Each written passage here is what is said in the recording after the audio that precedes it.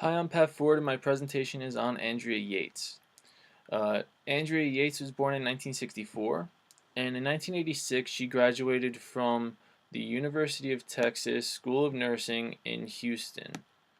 Uh, in 1993, she married her husband, Russell Yates, and they had 5 children together: Noah, John, Paul, Luke, and Mary.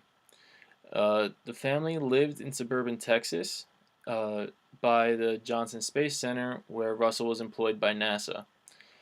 The family had seemingly everything that you would want, but under the surface, there was a lot going on.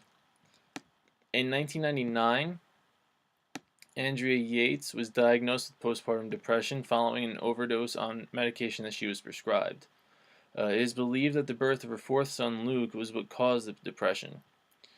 As a result of the depression, she felt that cameras were constantly watching her every movement and the movements of her children as well.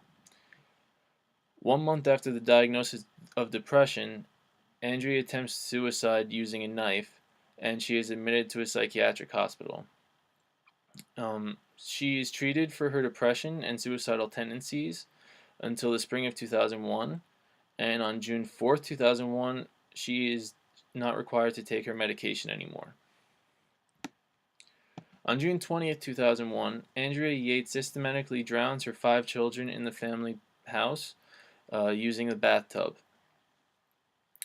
Following the murders of her children, she places the 4 youngest children on a bed and covers them with a sheet.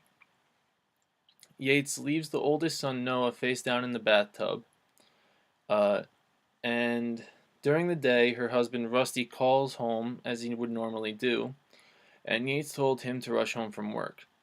Following the call from Rusty, she calls 911 and admits to killing her 5 children, fully expecting to be prosecuted and given the death penalty.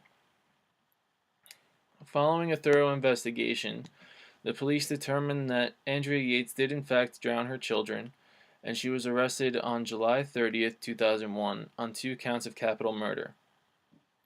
While in police custody, she claims that Satan was the one that made her kill her children, and she pleads not guilty by reason of insanity at her arraignment. The trial begins in February of 2002. She is not tried for the deaths of her sons Luke or Paul, only tried for the capital murders of Mary, Noah, and John. And in Texas, the charge of capital murder carries with it the possibility of life in prison or the death penalty. During the trial, her motive is revealed, and uh, Yates said that she believed that she had to kill her children in order to save them from eternal damnation.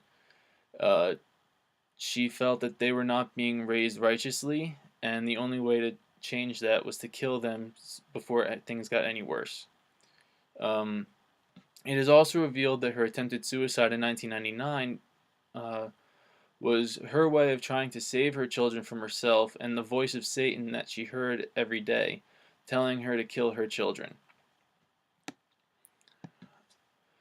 During the trial, a psychiatrist named Park Dietz testified as an expert witness for the prosecution.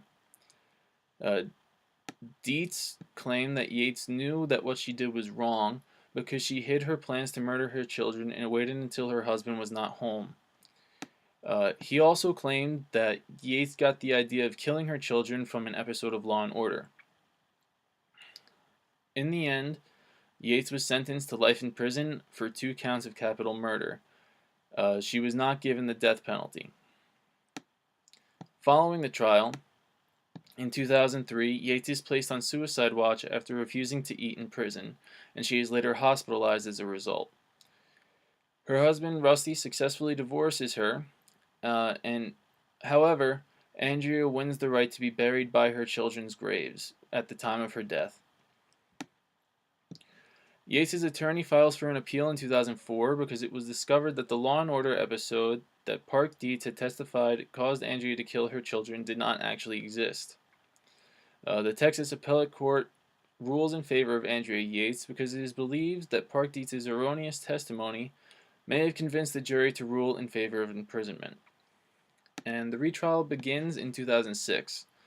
Yates again pleads not guilty by reason of insanity. However, this time she is found not guilty, and the court orders that she must be admitted to the North Texas State Hospital for psychiatric treatments.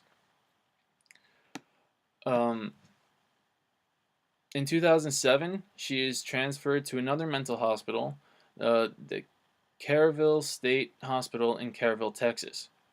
Despite many attempts, Yates has not been released from the mental hospital, and she has spent the last 10 years of her life there.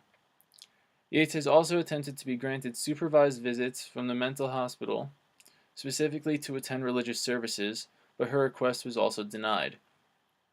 In 2004, Yates and her doctors requested that she be allowed to go on supervised group outings with fellow patients. However, the request was they pulled the request following the public backlash and media attention.